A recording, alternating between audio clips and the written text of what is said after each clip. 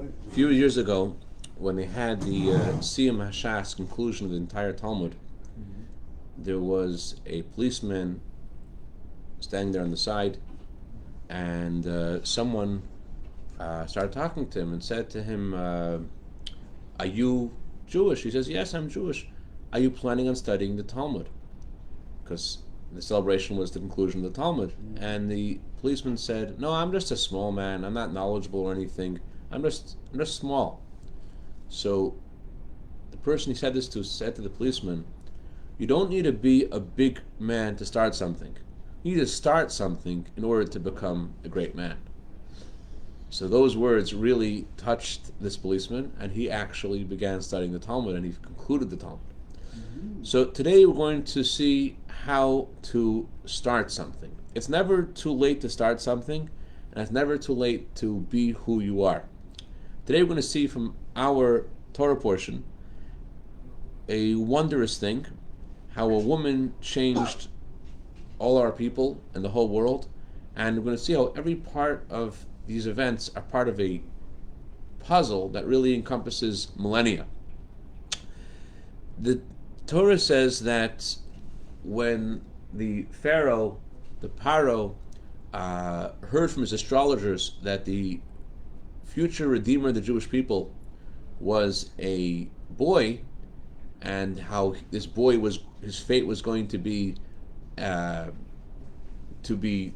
he would pass away through water, he decided to throw all the Jewish boys in the Nile River. And all of Egypt is looking for this boy. Who is this boy who the astrologers see is going to dethrone the Pharaoh and take over and redeem the Jewish people? Who is this guy? And it's as if out of a movie, right in front of his eyes, a boy who is sleeping in the Pharaoh's bed, and he's constantly in the palace. He is the one, right in front of the Pharaoh's eyes, he is the one who is the one that will eventually dethrone the Pharaoh and cause all the Jewish people to be redeemed. It gives us an insight into what we recite every morning in our prayers. Rabbi machshavos b'lavish, man has many thoughts, but really what's God's plan is what makes things happen. So who was this woman who defied the Pharaoh's decree and caused this young man to stay alive? It was the Pharaoh's own daughter, the princess. And her real name, or more accurately, the name she was given at birth, was Tamutit. And there is a story that we're all familiar with, but it's really fascinating how the story has a new light, a new layer, new dimension based upon halacha, based upon Jewish law, and how the codifiers of the Ragat Shavar Goyen and the Ben Ish Chai and others see a whole different realm in this simple story. What happened was that she decided to go bathe in the river, and it's really interesting how she chose to the river for her bathing, because archaeologists have discovered in the mansions and the castles and of the various pharaohs these beautiful bathhouses that they had, which were very advanced in their time. And she had all of her assistants and servants and slaves, and yet she chose to bathe in the river. And the Talmud says that the reason she chose to bathe in the river is because she wanted to convert to Judaism. But why did she want to convert to Judaism? Today you meet all kinds of people who have very interesting reasons of why they decide to convert to Judaism. People meet Jews and they are impressed by different things about Jews that inspires them to convert. One woman said that she wanted to convert to Judaism because she just liked how Jews look on Shabbat. They come out in their Shabbos fine clothing. She says, this is what I want to be. I want to be part of that. But at that time, the Jewish people were in a very low state spiritually and physically. They were slaves to the Egyptians. And yet, for some reason, she decided that she wanted to be part of the Jewish people. She wanted to reject the idols that she was used to, that she grew up with. And that's why she chose to bathe in the river. Why? So there is an interesting nuance, an angle of why the Pharaoh decided to throw all the Jewish boys in the Nile River specifically to kill them? Why of all places, the river? One reason is that he wanted to, he, as I mentioned before, the astrologer said that Moses was going to die through some event associated with water. What they did not know was that this was this was what they saw, as Maimonides says, which tonight is the actually anniversary of passing of Maimonides, 20th of Tevis. Maimonides says that those who see in the stars see things, but they don't know what they're seeing. They're just hit or miss. They don't really know for sure what they're seeing. So they saw something happening with Moses in the future with water, but they didn't actually know what was going to happen. So therefore the Pharaoh said, okay, throw all the Jewish boys in the water. But another reason why he wanted to kill Moses specifically with water was because the Nile River was his god. He worshipped the Nile River, as all Egyptians did. The Nile River provided irrigation for all the fields, and they worshipped the Nile River. They worshipped nature, among other gods. And so he wanted to destroy Moses, the one who was his challenger to the throne, with his God. He wanted to use his God to defend himself. But what was going on in Batya's mind? Why did she want to go to this river to bathe? Why specifically to bathe in this river? So it actually says in Jewish law that in order for something that's worshipped by idol worshippers to become kosher for usage, the idol worshippers have to denounce their idolatry. You're not, if idolaters serve something as their idolatry, you're not allowed to have any benefit from it. There's only one way you could have benefit from it, and that is if they themselves denounce this idol. There is this school in Yavne, in Belgium, called Yavne. They purchased this Christian church to be used for their school, and they had a big issue. Because the stage was an altar and they wanted to use it for their school, and in order for it to kosherize it, they need to hire a Christian to destroy the altar. Because only if the Christian destroys the altar, if a Jew can't do it, a Christian, someone who believes in it, has to destroy it. Someone who wears all their clothing, and if he denounces the idolatry, then all of a sudden the idolatry is now no longer considered forbidden to be used. So how do you can't really find a Jew, God forbid, willing to burn a Torah scroll, but for 5,000 francs, they're able to hire someone to smash their altar. And in fact, the guy took the sledgehammer and they told him, "You did it already. You're gonna get the money." He's like, "No. Let me finish the job." And he kept on hitting the altar for the francs, for the money. So here, the Torah says actually that Batya, the daughter of the Pharaoh, didn't just want to bathe in the river. She didn't just want to remove whatever dirt was on her body in this idol. She wanted to. She also at that time was afflicted with tsaras. She had a disease, and she wanted specifically to break the idol, to destroy the idol. As the Torah says, you can only someone who had previously believed in the idol is able to remove the idol from its status and therefore allow people to benefit from it, because the Torah says you're not allowed to benefit from an idol. So she specifically chose to disgrace the idol and thus to remove it from the status of being an idol. And she decided she wants to be Jewish. And the way she became Jewish was by leaving all of her idols and entering into a new relationship with God. That's why she's called Batya. Batya, she lost her name of Tamutit, and by entering the water that day, she became Batya. Batya means a daughter of God. And that's why the first plague that God brought to the Egyptians was the transformation of the water of the Nile River to blood. That plague was really a continuation of what Batya started. Her seemingly tiny action of just taking a bath in the Nile River and demoting and showing that this big God that everyone believes in is really nothing, she actually caused the first step of the redemption of Egypt, when later God transformed the water of the Nile River to blood. So this is something which really has a lot of value for us as people and as Jews. Very often, you might think I'm doing one tiny little action, and where will this go? What will it accomplish if I put my hand over someone's shoulder and encourage them? It's just just in one moment and it goes away. What am I really doing? What am I really accomplishing? There was this woman named Michelle Bellinis, and she wrote a book. And in order to promote her book, she took a picture of herself with her book and she put it on her social media. And she got an email the next day. This guy sends her an email and says, "Is this your picture?"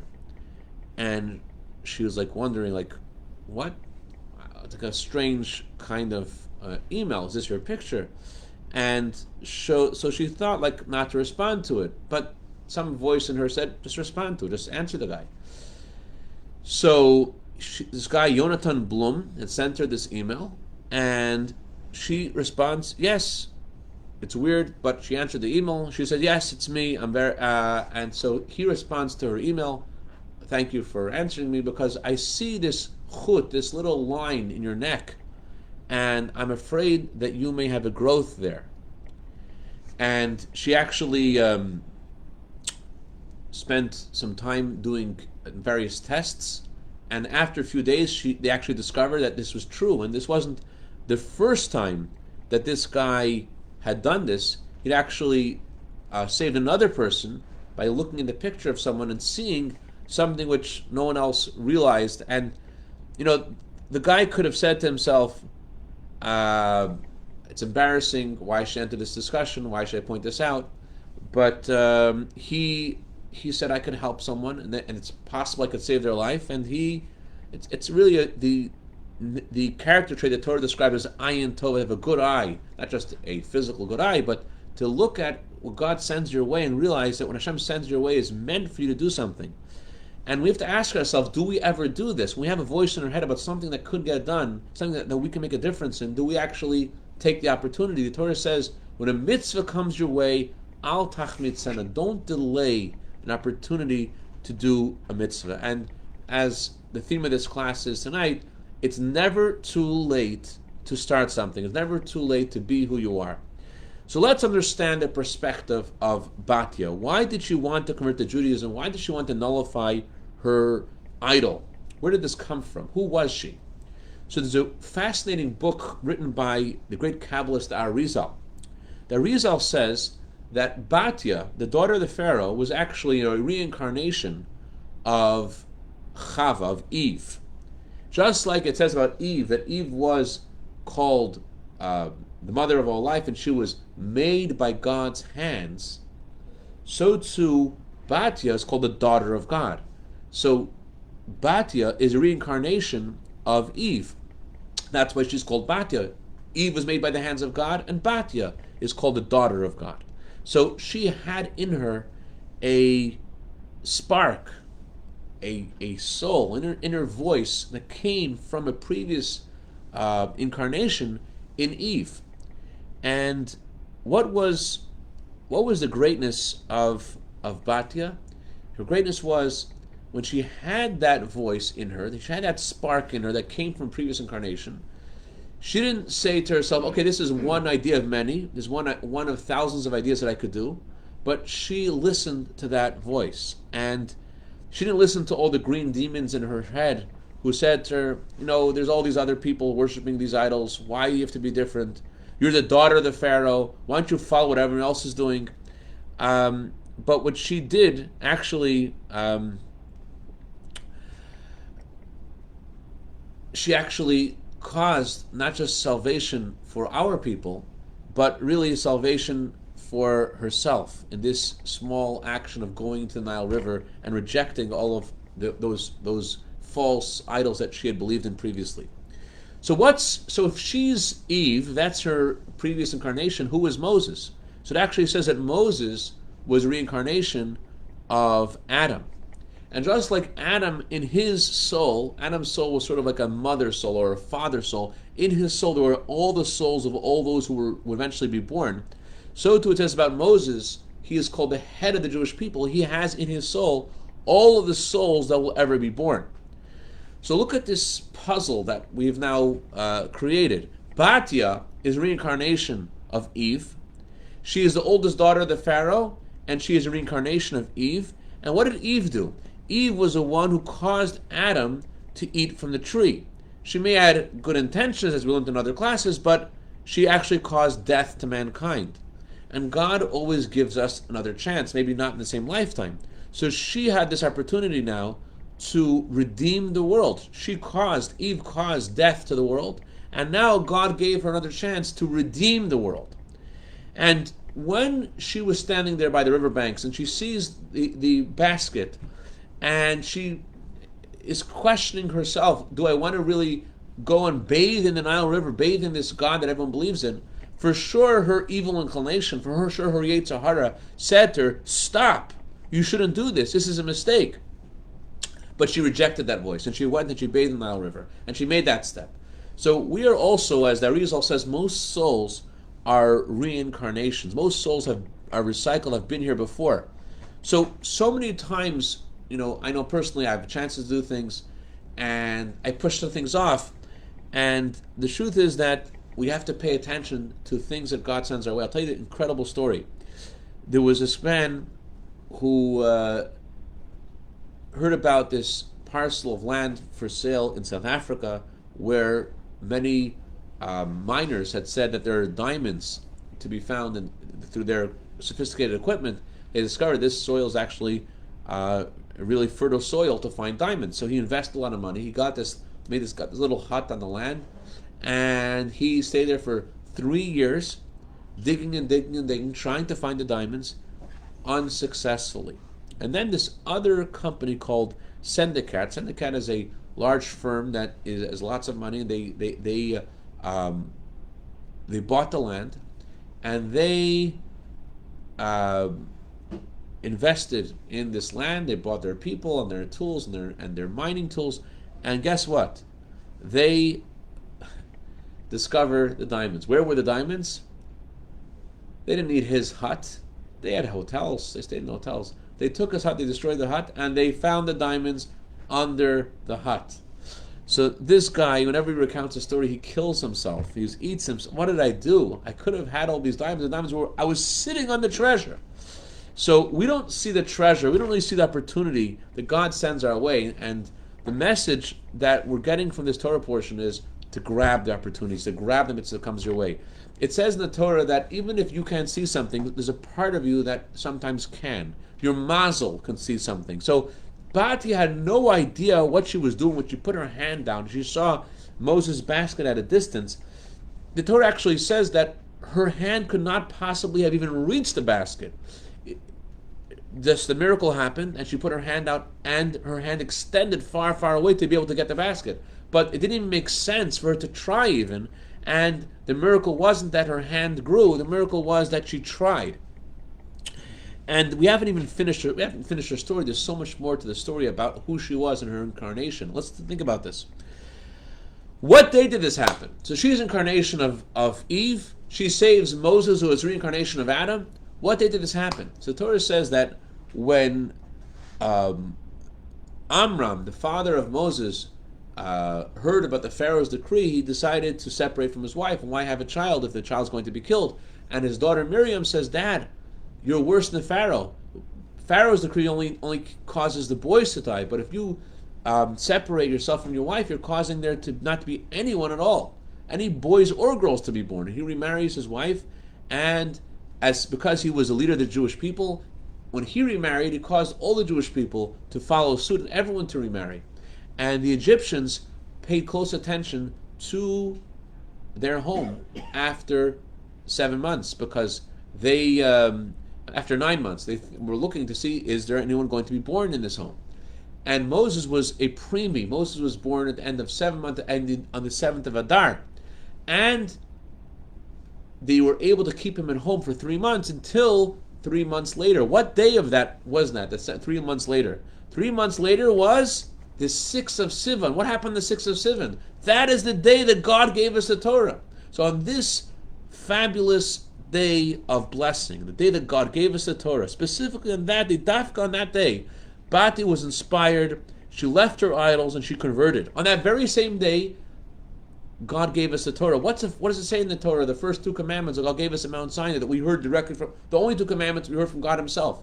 Believe in God, I'm Lord your God, took you out of Egypt, and don't have any other gods. So she was entering into a covenant with God herself on the same day that all of us did at Mount Sinai.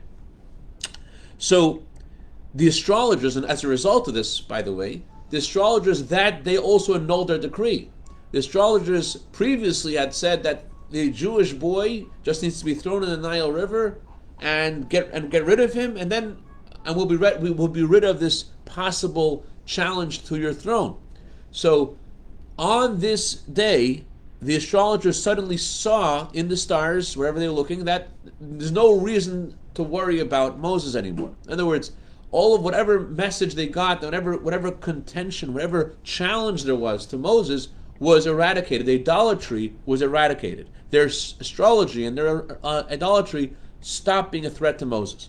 So that's why it was the Pharaoh that was making this decree. Who was the Pharaoh? It says in this week's Haftorah that the Pharaoh was called a snake. Why is he called a snake? So the Talmud says he's called a snake because he bit us. So the Pharaoh is the snake, Moses is Adam, and Batya is Eve. So that's why it says that when God sent Moses to the Pharaoh, it says his staff turned into a snake, and from the snake it turned back into a staff. In other words, Moses' mission to the Pharaoh was to take away his venom and his ability to hurt the Jewish people and to turn him back into a staff. Where did that staff come from, by the way? That staff, so it's unbelievable. The same one who seduced Eve and caused problems for Eve and controlled Eve and controlled Adam, that same person, the Pharaoh, who is the incarnation of the snake, he is now under, because of his daughter Batya, who is reincarnation of Eve, and through the influence of Moses, he is now no longer a threat to the Jewish people. In fact, Moses is sending all of these plagues to him and destroying all of his power. So before the snake controlled them, and now Adam and Eve in their new reincarnation are controlling the snake, controlling the Pharaoh. So the moment she saved Moses, she gave the ability to Moses, to Adam, to control that snake, to control that. But where did the staff come from? This is amazing. The staff that Moses had, the Talmud says, didn't originate at that time. This staff actually was a gift that God gave to who? To Adam. When Adam left the Garden of Eden and he had to come into this world, God gave Adam this staff. Why did he give him this staff? Because going into the world and dealing with the challenges of this world, he needed protection, and therefore God gave him this staff, of the staff of God, as protection. So there are no accidents. In Hebrew, the word for accident is mikra. Mikra is made up of 4 letters. The words rak me Hashem, only from God. So we don't always see how everything comes from God. We see a lot of coincidence. It seems like things are coincidence, but the truth is that every part of our story is a part of our lives and part of the story of creation. Even if we can't see the order, there is an order. So when a mitzvah comes your way, again, don't delay. That is meant for you at this moment. So, continuing on, the story isn't finished. Who does Batya marry? Batya later marries Kalev. Who was Kalev? Kalev was the one who had this tremendous force to challenge all of those who went to the land of Israel and came back and said, we can't conquer the land of Israel. Israel's too strong. The giants in the land of Israel will not let us conquer them. Kalev gets up and he silences them and says, we will go up and we will go higher and we will inherit the land. He exhibited the same force, the same power as Batya. And that's why the Talmud calls Moses Batya's son. Even though he wasn't Batya's son. But even more, the name that we're even using to talk about Moses, Moshe Rabbeinu, where does the name Moshe come from? It wasn't the name he was given at birth. There are various opinions what his name was. Some say his name was Yekutiel. But we don't call him Yekutiel. No one calls him Yekutiel. We all call him Moses. Where do we get that name from? We get the name from Batya. The word Batya means daughter of God. God said, because you raised Moses and you adopted him and you made him your child, because you made someone who wasn't your child to be your child, God says, I'll do the same thing and I'm going to make you my child. God says, you Batya are going to be my child. You're going to be Batya. So the Zohar says that Batya ended up meriting to be in the highest place in Gan Eden, in heaven, in merit of what she had done for Moses and our people and all over the world. So this teaches us, as soon as you get an inspiration for something, again, don't wait. That voice is coming from somewhere. It may be a voice from your soul, from the previous incarnation. The Radvaz, the famous posek, he was once asked the following question. The question was asked like this. This guy was imprisoned, and his captor said to him, you can leave prison one day a year. So that means one day you could practice Judaism as you see fit. What day should you choose? If you have one day a year to act like a Jew, what would you choose? Rosh Hashanah, Yom Kippur, Simchat Torah. You know what he chose? He asked Radvaz, what day should I choose? Radvaz says, as soon as you can. As soon as you can. A mitzvah comes to your hand, al tach mitzvah. So, and not just to do the mitzvah one time, but to realize that where you're going is part of your growth. With that mitzvah that you take upon yourself, that you decide to go do something, realize that it's not just a one-time thing, but this is part of where you're going as a Jew, as someone with a part of God in them. And this is the message that Maimonides says. So again, the anniversary of passing Maimonides is tonight. Maimonides says that before you do anything, before you say anything, before you think anything, you have to realize that your next word, next thought, next action could tip the scale and bring the Mashiach to the world. So this is the message we get from Batya, to not to delay anything that we're able to do, and to take the opportunity and to tip the scale. Anyways, Schus of the Rambam, the anniversary of a tzaddik, the anniversary of the passing of a tzaddik is a time when his soul goes to a higher place, brings salvation upon the world. May his neshama cause tremendous blessing to all our people, and we should see, as the acronym of the word Rambam is, Revot Moftai Beretz Mitzrayim, tremendous miracles in the land of Egypt. Even before the redemption from Egypt, there were tremendous miracles then, and so may we see today miracles of God with the coming of Mashiach. Amen.